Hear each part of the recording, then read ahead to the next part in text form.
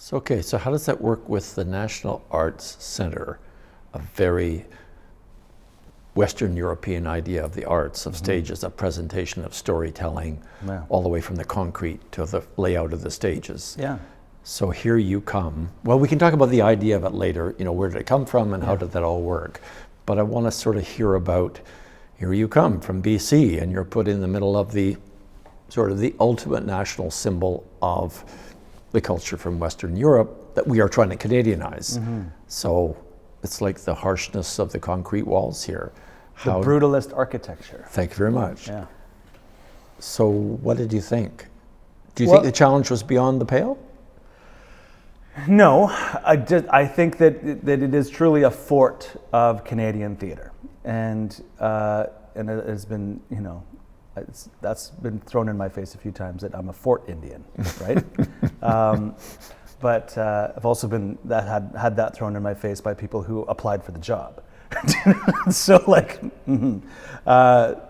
I think that my role here is the first artistic director, believing and hoping that there'll be many more after me, is to kick the door open, or the doors in the back halls, and get this department resourced to a ways that it can, it can readily present Indigenous works from all over the country, but also to help to change and soften the culture within the NAC to be receptive to Indigenous community and audience, and to help change the perspectives within here. And I think, I work with wonderful people in the building, and so it's not, we run into things where there's friction or there's, pushback or whatnot, but for the most part, the work that our department does here is about setting the stage so that Indigenous works can be presented here in a good way,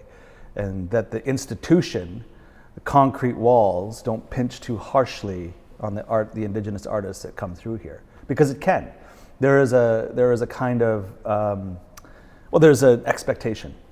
There is this sort of double-edged sword of the prestige, if you will, of this very colonial construct that is the NAC, this crown corporation that is mandated to present the works of the country and internationally, and the excellence that comes along with that or is expected of that. And so when we bring Indigenous artists in, it can be daunting, it can be overwhelming, it can elevate passions and expectations.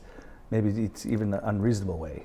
And so our job is really to try to mitigate the damage that can cause to an artist, and to make it easy for them to be able to celebrate for them to be able to just bring their work and it be a beautiful process and experience for them here.